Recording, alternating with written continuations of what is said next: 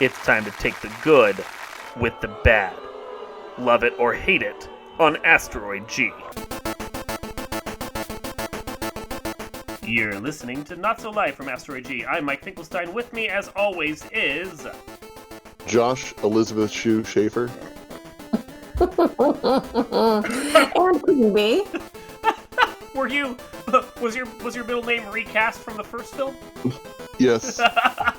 It definitely was.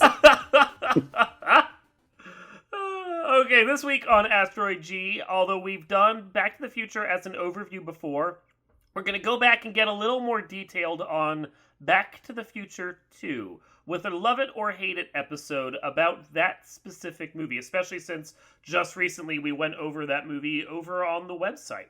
So, nice synergy right there. But yeah, before we actually get into the movie itself, I just want to comment on what Josh just raised right here with Elizabeth Shue, because I feel so bad for her in these movies. Me too. She gets to take over this role, gets like 5 minutes of screen time in the second film, and then doesn't appear until the ending of the third. And you're like, why did you even accept this role, girl? Right? Yeah. She wanted to get in with Disney. But Back to the Future is Universal.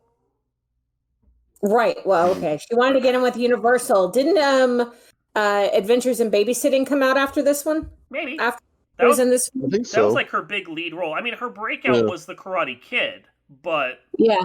Maybe. Okay, that's fair. Hey, and she might be returning to Cobra Kai. Just be aware of that one. Because of the ending of that. I know. That was we weren't going to talk about Back to the Future. We were going to talk about something else, and then I kind of lost my entire week to the Karate Kid. So we should have just done the Karate Kid, Mike. Maybe next time. We can overview it sometime soon if everyone's up to speed. But moving away from Elizabeth Shue and actually focusing on the movie we're supposed to be discussing today. Thanks, Josh, for throwing us all off. Jeez. With Elizabeth Shue, though, Adventures in Babysitting came out 2 years before Back to the Future 2. Oh, really? And before that was The Karate Kid in 84. Yep. Yeah, I knew Karate Kid was in 84. Yeah. 87 was Babysitting, and 89 was Back to the Future 2. Which makes her actually around the appropriate age for the character she was playing in Adventures in Babysitting. Yeah. Which is so rare in Hollywood, because you usually get people 10 years older than the characters they're playing. As in the case of Ralph Macchio in the Karate Kid movies. But without any of that, she would not have been able to do Hamlet 2 in 2008. I'm sure that was a big high point for her career right there. Anyway, Back to the Future 2. So, the love it or hate it side of things, and we'll get the other perspectives in just a second, but I think it's fair to say that I am not a fan of this movie. I liked it a little more this last time when I went back and watched it than I did on the previous watchings, just because watching it with a critical eye, you can see certain things about how the production worked, and you can appreciate some of the special effects and the prescience of certain ideas that they had, like, Donald Trump taking over the world, which is sobering. But most of this movie just doesn't work for me. It has a plot line that seems to be more in love with the first film and just recreating scenes from the first film, such as the entire town hall sequence, just doing it again with hoverboards after Marty goes to the diner. Then, of course, the back half of the movie basically obsesses over the previous film in quite literal sense by having future Marty wandering around with, like, in and around the scenes of past Marty. Plus, there's an entire plot line that to give Marty quote-unquote growth, where suddenly he really hates the fact that people call him Chicken, which doesn't show up at all in the first movie, and he's actually at times quite willing to be a coward if it, keeps him alive. So it's like all of this amounts to a movie where there's no real forward progression, there's no real character growth, because you don't even get the tying up of the Marty Chicken plotline until the third film. And it's basically just obsessing over everything that happened in the previous one, and perhaps one of the most literal sequels I have ever seen. Thoughts? Wow, you really don't like this movie, do you? I really don't like this movie. I'm kind of neutral. I like the parts where they go into the future, because, it's kind of cool seeing what they think What was it, 2020? Actually, I will say that most of that future, of course, didn't happen 5 years ago. Which none Yeah. of that. The oddly prescient '80s cafe seemed perfectly spot on. Honestly. Yeah. I'm kind of sad that doesn't exist. Yeah, I mean that's the one thing you'd expect they would have built at this point because it feels like one of those themed diners that actually should exist in this time period. Yeah, for sure. And that's like that's the perfect age for Gen X and early millennials too. Yeah, which I think is actually kind of interesting is that the Back to the Future movies were really kind of obsessed with the 50s and doing 50s nostalgia at the time. And now we're at a point where 80s nostalgia is a big deal. So we're watching it from one nostalgia through another nostalgia. Yeah. Yeah. And we already had our generation's Back to the Future though with Hot Tub Time Machine, which was a better Back to the Future. I always forget about that movie because it's fun, but it's not good. Oh, it's so great. We need to talk about your what's so great there, Josh. But that's a different one that we'll talk about later. So, when it comes to the second movie of Back to the Future, let's just say that it was an interesting from the very beginning. It was an interesting concept because not a whole lot of directors had done something like this previous. So especially not like a back-to-back sequel kind of setup. That's true. Right. And it uses a lot of preconceptions of what we wanted the world to be. And it's not that far off to be reasonable to think that, hoverboards would have been cool, obviously, but and I like how they utilize some of the things from the second movie into the third movie. I actually kind of like it, but that's because, I grew up in the genre of soap operas and having a continual story and seeing how things play out in a different future. Those are all very cool to me. And although, you had it basically, I think what this movie was trying to do, and it does actually pretty well. It shows how the more things that change, the more things stay the same. And that is always a commentary on our world, is that if we don't change things, they will stay the same. And even if we try to change them, there are people who push them back into being what they currently are. Nobody likes change, and they will continue to basically damage the earth and, not make anything significant, thus making no real change because people don't like change, and they just don't. I feel like we're talking about Trump again here. Politics just ingratiate my life right now.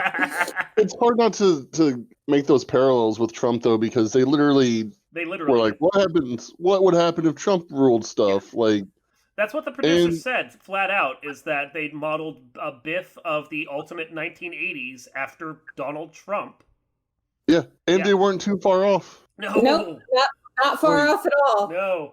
I think the only thing they were off about was keeping him limited as mayor of Hill Valley, Yeah. If Trump only became mayor of New York, that would be a win for me. It would have been Atlantic City. If he was going to be mayor of any place, it would have been Atlantic City. Mm-hmm. Yeah. Because he'd want to be right by his casinos, right before they went bankrupt again.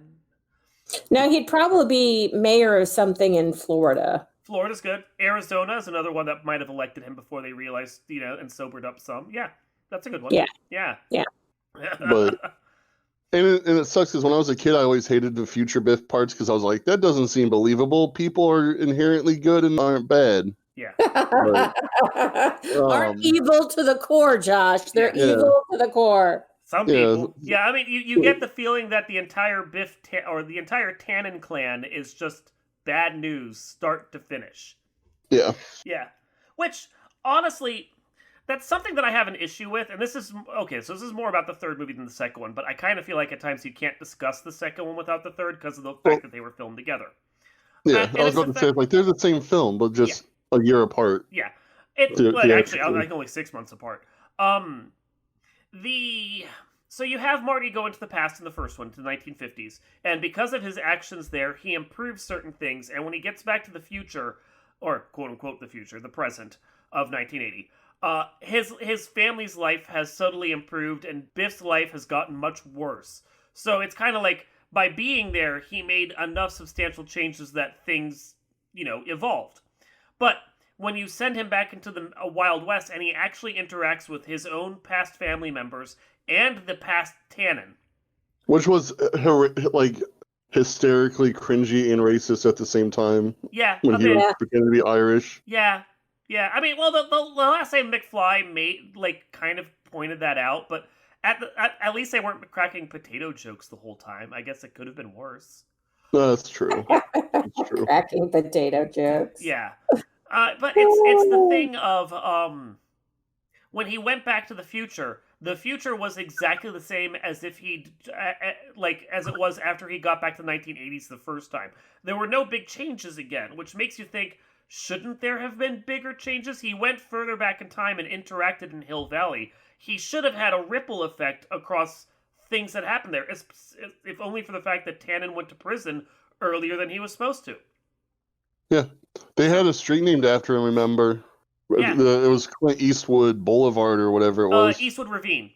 Ravine, yeah. That was it. That was it. But you would think that they should have spent a little more time exploring what changes that happened because he went further back in time and actually affected things. The elder McFly at that point, seemed like he had a better confidence boost, had $12 he didn't have before. There should have been some changes that the movie just didn't indicate. Yeah. Right. So. And even when he went back, it's supposed to be a comedy, and you're not supposed to it's not a butterfly effect, is basically what they're saying. But it is. The first movie established it was. Yes. So did the second movie. Yes. I'm not going to argue with you on this fact, Michael. I'm just saying this is not supposed to be what happens if you go back in the past, and these are the reasons you're not supposed to go back in the past. This is a fun thing. This could happen in the future, like the Cubs winning the World Series.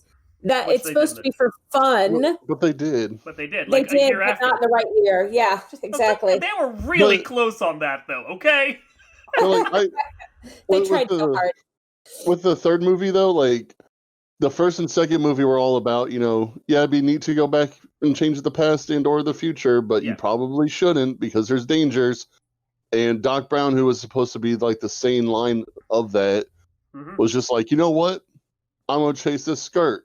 Fuck that and noise. We're going to make I'm a thinking time with train. my dick. Yeah. Yeah. It's just like, I love her, but she did, though.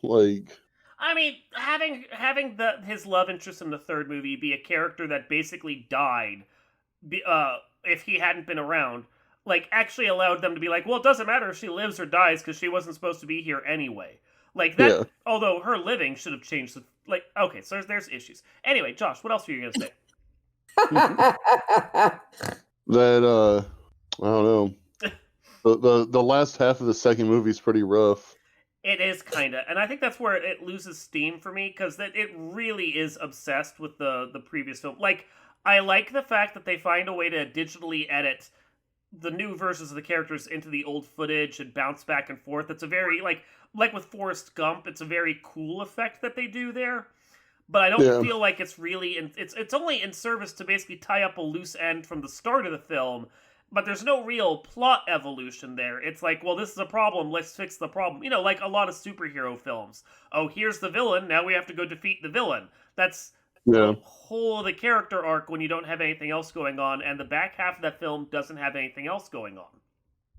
I would have rather just seen them stay in the future the entire movie. That could have been cool.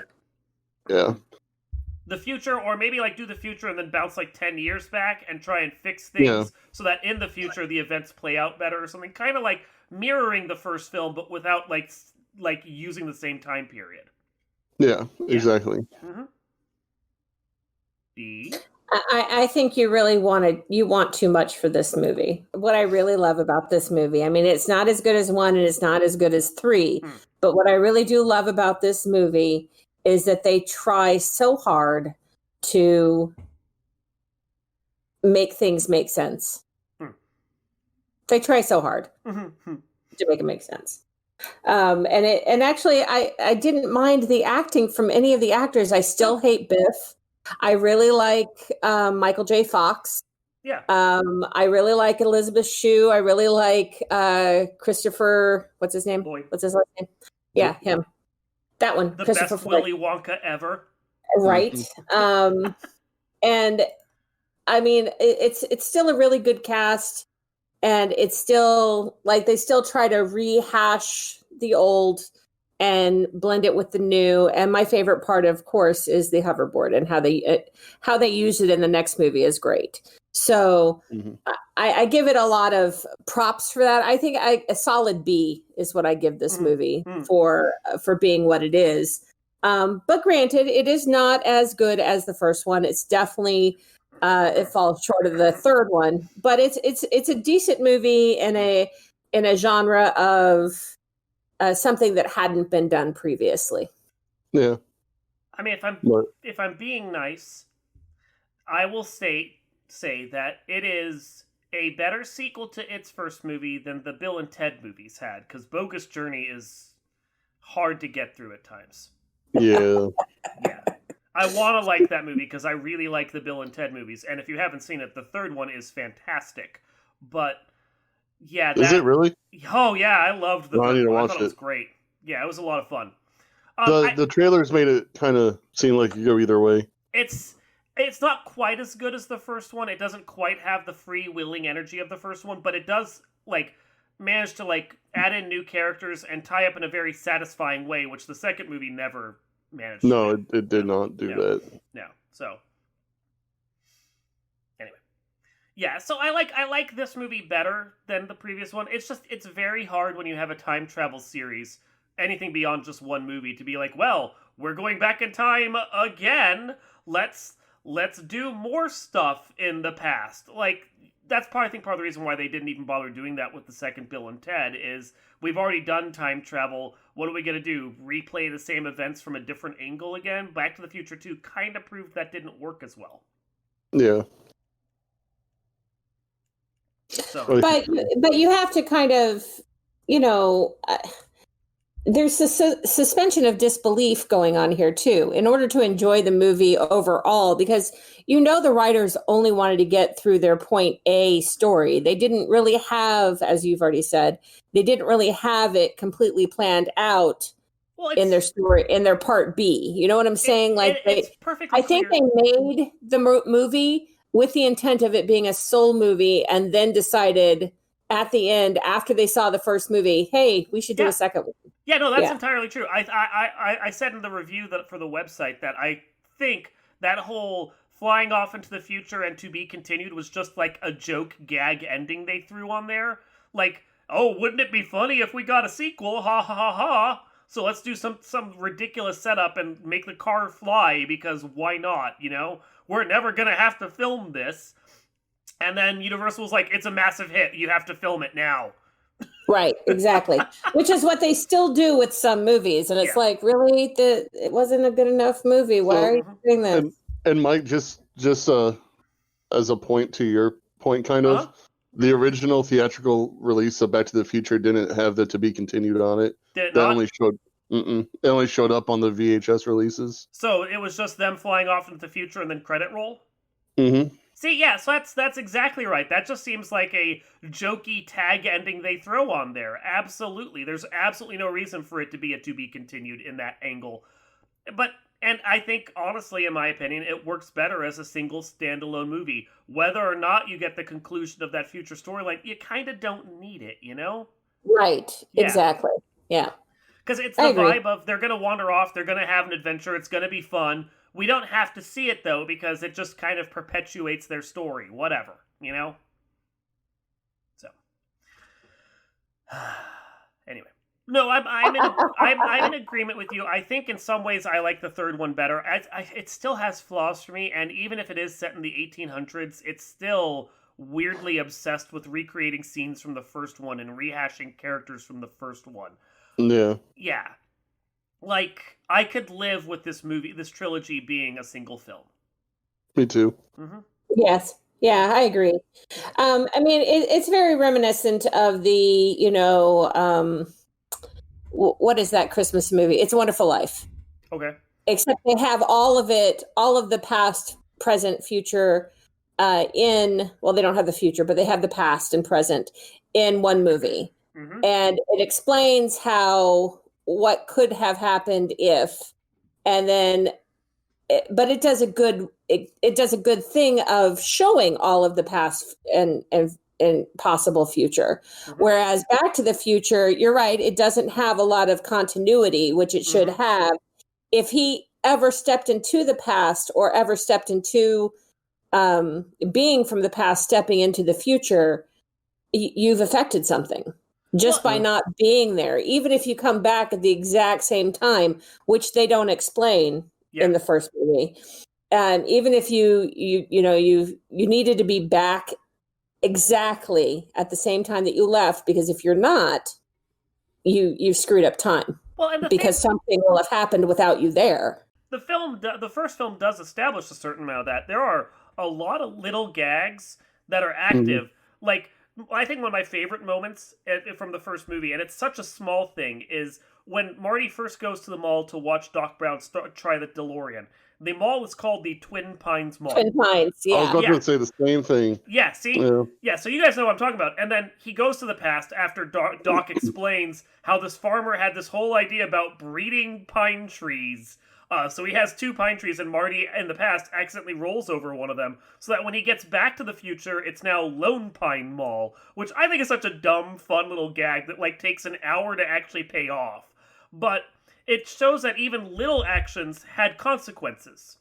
And that's what I like about the first one, is that the producers and writers really thought about all the little consequences as well as the big ones.